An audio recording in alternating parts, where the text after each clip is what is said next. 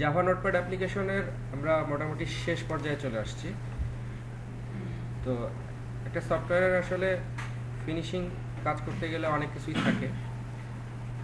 এখন আমরা যে পর্যায়ে এটাকে শেষ করব, এর পরবর্তী পর্যায়ে আরও অনেক বিভিন্ন কাজ করার অপশন এর মধ্যে আছে, কিন্তু সোফার যতটুকু আমরা এ পর্যন্ত শিখলাম, এটা যদি কেউ হাতে কলমে প্র্যাকটিস করতে পারে তাহলে আমার ধারণা যে কোনো ধরনের সফটওয়্যার, ইউটিলিটি জাতীয় সফটওয়্যার বা ডাটাবেস, আমরা এখনও ডাটাবেস সফটওয়্যার পরবর্তীতে দেখব, যে কোনো ধরনের ইউটিলিটি সফটওয়্যার নিজে নিজে তৈরি করতে সক্ষম। তো এই পর্যায়ে আমরা যে জিনিসটা দেখব সেটা হচ্ছে আমি একটা টুল বার অ্যাড করে দেখাবো।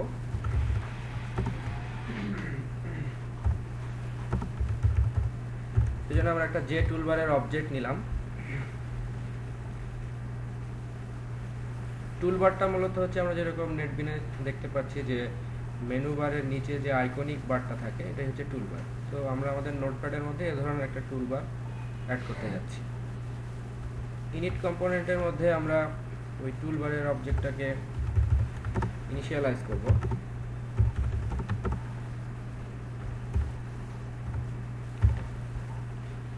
এবং টুলবারের অবজেক্টটাকে কন্টেন্ট প্যানের সাথে সংযুক্ত করব।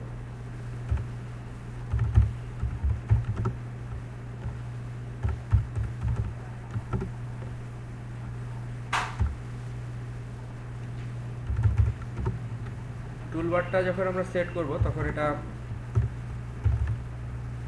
বর্ডার লেআউটের নট প্যানেলের সাথে সংযুক্ত করব যাতে এটা উপরের দিকে থাকে। টুলবারটা সংযুক্ত হলো। এখন এই টুলবারের মধ্যে আমরা আসলে একটা আমরা মেনু বারের মধ্যে মেনু আইটেম লাগাই, টুলবারের মধ্যে আমরা আসলে একটা বাটনের অবজেক্ট লাগাবো। তো সেই জন্য আমরা এখানে একটা যে বাটনের একটা অবজেক্ট নিব। আমি এখানে দেখাচ্ছি একটা বাটন সংযুক্ত করে দেখাচ্ছি, যেরকম মেনু আইটেমের ভিতরে অনেকগুলো মেনু আইটেম আছে, আইটেম নিউ, আইটেম ওপেন, সেরকমভাবে আমরা আমি দেখাচ্ছি যে ওপেনের জন্য একটা টুলবার কিভাবে অ্যাড করতে হয়। তো এই বাটন ওপেন বা যে বাটন যেটা তৈরি করলাম এটাও আমাদের ইনিট কম্পোনেন্টের মধ্যে অবজেক্টটাকে ইনিশিয়ালাইজ করে দিতে হবে।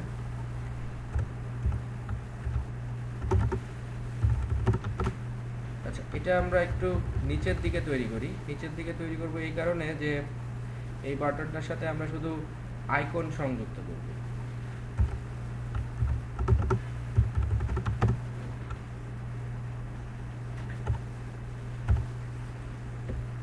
এখানে আমরা আইকন সংযুক্ত করব। যেহেতু এটা একটা টুলবার, সুতরাং এখানে আমরা আর কোনো টেক্সট রাখবো না, আমরা এখানে জাস্ট একটা আইকন সংযুক্ত করব। আইকন ওপেনের জন্য যে আমরা আইকনটা তৈরি করছিলাম সেই আইকনটা এখানে সংযুক্ত করব। যে বাটনটা আমরা তৈরি করলাম এই বাটনটা এখন আমাদের টুলবারের সাথে সংযুক্ত করতে হবে প্রথমত। দ্বিতীয়ত হচ্ছে আমাদেরকে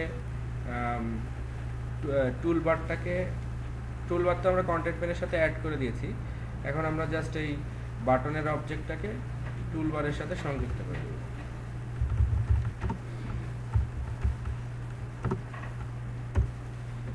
এর ভেতরে আমরা এই ওপেন বাটনটা সংযুক্ত করব।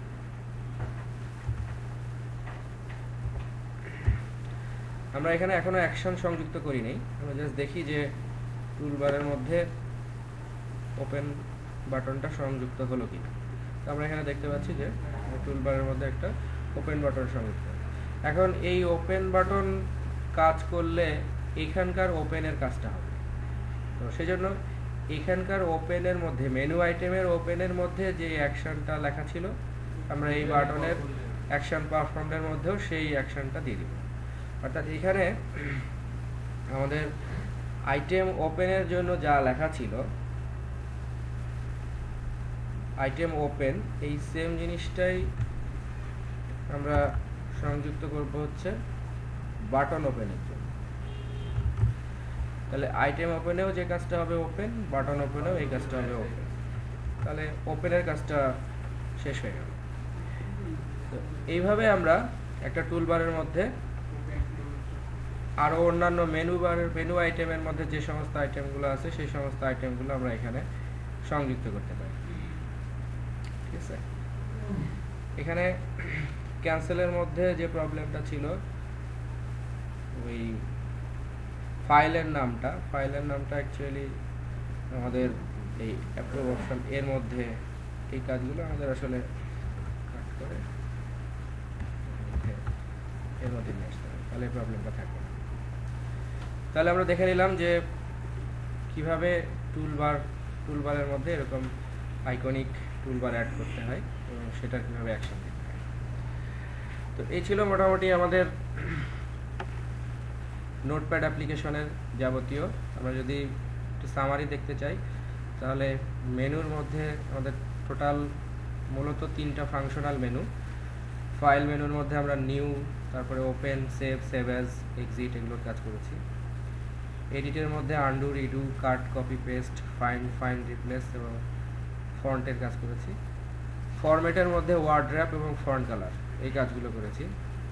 এছাড়াও এখন এর মধ্যে আরও যে সমস্ত অপশনগুলো সংযুক্ত করা যেতে পারে, যেমন ফাইলের মধ্যে একটা প্রিন্ট ডায়লগ দিয়ে ফাইলটাকে প্রিন্ট করার ব্যবস্থা রাখা যেতে পারে। অথবা এছাড়াও আমরা আরও যেগুলো কাজ করতে পারি সেটা হচ্ছে যে ফরম্যাট সেকশনের ভিতরে আমরা আরও কিছু ফরম্যাট সেকশন রাখতে পারি। অথবা জাভার যে লুক অ্যান্ড ফিল আছে সেই লুক অ্যান্ড ফিলের মাধ্যমে আমরা এই টোটাল অ্যাপ্লিকেশনটার লুক অ্যান্ড ফিল চেঞ্জ করতে পারি। তো এগুলো হচ্ছে অ্যাডিশনাল রিকোয়ারমেন্টস, মূলত ফাংশনাল রিকোয়ারমেন্টসগুলো ছিল এগুলোই। এখন আমরা দেখতে যাচ্ছি যে অ্যাপ্লিকেশনটার কাজ মোটামুটি আমাদের শেষ হয়ে গেছে।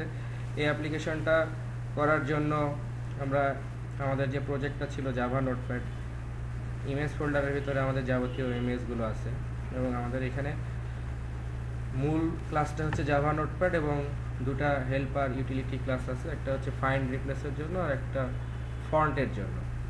তো 3টে আমাদের ক্লাস আছে। এখন আমরা ফাইনালি এই প্রজেক্টটাকে কিভাবে রিলিজ করব, অর্থাৎ নর্মালি ইউজার যখন এই প্রজেক্টটা রান করবে তখন তো তারা যে কোনো আইডির মাধ্যমে এটাকে রান করবে না, তারা হয়তো যে কোনো একটা আইকন থেকে ডাবল ক্লিকের মাধ্যমে প্রোগ্রামটা রান করবে। তো সেটার জন্য আমরা যে কাজটা করব সেটা খুবই সহজ। প্রথমত আমরা আমাদের প্রজেক্টের রাইট বাটন ক্লিক করে প্রজেক্টের প্রপার্টিসের মধ্যে যাব।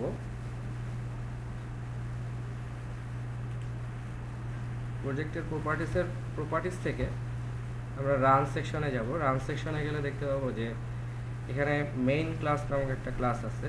তো আমাদের এখানে দেখা যাচ্ছে যে মেইন ক্লাস হচ্ছে আমাদের জাভা নোটপ্যাড, এই ক্লাসটা হচ্ছে আমাদের মেইন ক্লাস, এইখান থেকে সব কিছু রান হচ্ছে। তো আমরা মেক শিওর করব যে মেইন ক্লাস হিসেবে ওই জাভা নোটপ্যাডটা আছে। আমাদের যদি একাধিক ক্লাস থাকতো তাহলে এখানে একটা লিস্টের মধ্যে থাকতো মেইন ক্লাস এবং সেখান থেকে আমরা আমাদের মেইন ক্লাসটা চুজ করে দিতাম। কিন্তু যেহেতু একটাই মেইন ক্লাস আমাদের এখানে আছে সুতরাং এখানে চুজ করার অপশন একটাই। তো আমরা জাভা নোটপ্যাড এই ক্লাসটাকে মেইন ক্লাস হিসেবে চুজ করে দিলাম। এরপরে ওকে করে দেওয়ার পরে এখন আমাদের কাজটা হচ্ছে যে আমরা সিম্পলি আমাদের যে প্রজেক্টটা আছে এই প্রজেক্টের একটা জার ফাইল তৈরি করব। তো এটার জন্য আমরা রাইট বাটন ক্লিক করে জাস্ট বলবো clean and build. Clean and build বললে এখানে কিছু কাজ চলতে থাকবে এবং সম্পন্ন হয়ে যাওয়ার পরে সাকসেসফুলি বিল্ড হয়ে যাওয়ার পরে আমরা আমাদের এই যে প্রজেক্টটা যেই ডিরেক্টরির ভিতরে আমরা এখানে D software king Java notepad এই ডিরেক্টরির ভিতরে এই প্রজেক্টটা আমরা তৈরি করেছি। তো এই ডিরেক্টরির ভিতরে গেলে আমরা দেখতে পাবো যে ডিস্ট নামক একটা ডিস্ট্রিবিউশন ফোল্ডার তৈরি হবে। এই ফোল্ডারের মধ্যে আমরা দেখতে পাবো যে এই জার ফাইলটা আছে। তো এই জার ফাইলটাই হচ্ছে আমাদের এক্সিকিউটেবল জার ফাইল, অর্থাৎ এই জার ফাইলটা যদি আমরা কপি করে আমি যে কোনো জায়গায় রাখি, আমি ডেস্কটপে অলরেডি রাখছিলাম, আবারও এটাকে রিপ্লেস করে দিচ্ছি। রিপ্লেস করে দেওয়ার পরে যখন আমরা এখান থেকে ডাবল ক্লিক করে রান করব তখন দেখব যে নোটপ্যাড ওপেন হচ্ছে এবং আমাদের যাবতীয় ফিচার বা ফাংশন সহ সব কিছু সহ নোটপ্যাড ওপেন হচ্ছে। তো ফাইনালি রিলিজ ভার্সন হিসেবে আমরা ইউজারকে এই জার ফাইলটা দিলে যে কোনো ইউজার তার মেশিনে যদি Java run time environment set up করা থাকে তাহলে এই ফাইলটা ডাবল ক্লিকের মাধ্যমে ওপেন করে কাজ করতে পারবে। তো এই ছিল আমরা আমাদের নোটপ্যাড প্রজেক্ট। তো প্রথম থেকে শেষ পর্যন্ত আমরা এই অ্যাপ্লিকেশনটার মাধ্যমে বিভিন্ন কাজের মাধ্যমে দেখানোর চেষ্টা করেছি যে কিভাবে একটা ইউটিলিটি অ্যাপ্লিকেশন তৈরি করা যায়। তো শেষ পর্যন্ত এটা সবার যদি উপকারে আসে তাতেই আমাদের সার্থকতা। আর এই ধরনের আরও অ্যাপ্লিকেশন এবং অ্যাপ্লিকেশনের সোর্স কোড পেতে আমাদের যে সমস্ত সাইটগুলো আছে তাদের মধ্যে ট্রেনিং উইথ লাইভ প্রজেক্টের মধ্যে বিভিন্ন সেকশন আছে। তো জাভা সেকশনের ভিডিওগুলো পাবেন আপনারা হচ্ছে জাভা সেকশনের মধ্যে। এছাড়া এই জাভা সেকশনের মধ্যে যে ইউটিউব চ্যানেলের ভিডিওগুলো এখানে সংযুক্ত করা হয়েছে সেই চ্যানেলটা হচ্ছে এটা জাভা নলেজের। এখানে শুধুমাত্র জাভার ভিডিওগুলো সংযুক্ত করা হয়েছে। এছাড়া প্রোগ্রামিং সংক্রান্ত এবং এই ভিডিও সংক্রান্ত আরও বিভিন্ন ধরনের ইউটিলিটি বা হেল্পফুল বিভিন্ন ট্রু এক্সাম্পল সহ মানে রিয়েল লাইফ এক্সাম্পল সহ বিভিন্ন ধরনের এক্সাম্পল পাওয়ার জন্য আপনারা javaknowledge.info-তে ভিজিট করতে পারেন।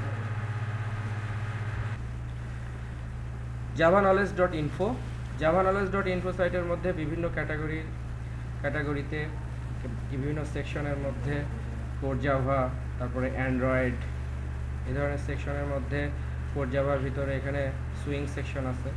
এখানে বিভিন্ন ধরনের এক্সাম্পল সহ আপনারা বিভিন্ন ধরনের হেল্প এখান থেকে পাবেন। এছাড়া পরবর্তীতে আমাদের জেএসপির উপরে যে কোর্সগুলো আসবে সেগুলোর ভিডিও টিউটোরিয়াল সহ যে অন্যান্য টিউটোরিয়ালগুলো আছে সেগুলো আপনারা এখানে জেএসপি সাবনেট, তারপরে জেএসটিএল, তারপরে আমরা বিভিন্ন ফ্রেমওয়ার্ক নিয়ে আলোচনা করব যেমন জেএসএফ, তারপরে স্প্রিং, প্রাইম ফেসেস, স্টার্স এবং হাইবারনেট, এগুলো সংক্রান্ত বিভিন্ন ধরনের ভিডিও আপনারা এখান থেকে পাবেন। সবাইকে কষ্ট করে এই টিউটোরিয়াল ভিডিও দেখার জন্য অসংখ্য ধন্যবাদ।